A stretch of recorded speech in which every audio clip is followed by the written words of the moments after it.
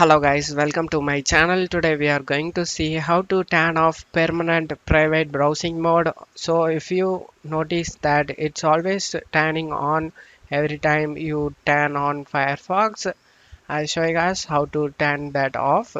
So while you can still private browse, if you so choose to every time you launch the browser, it won't automatically enter into the private browsing mode section. I show you guys how to do that. First open up Firefox, click on this three slash icon over here and select settings. On left side select privacy and security. On right side you just need to scroll down.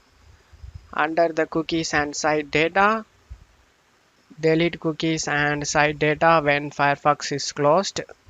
That would be check marked in here guys. If you want to uncheck that so it don't automatically delete all your cookies and site data every time you close the browser, just uncheck that option and close it off here.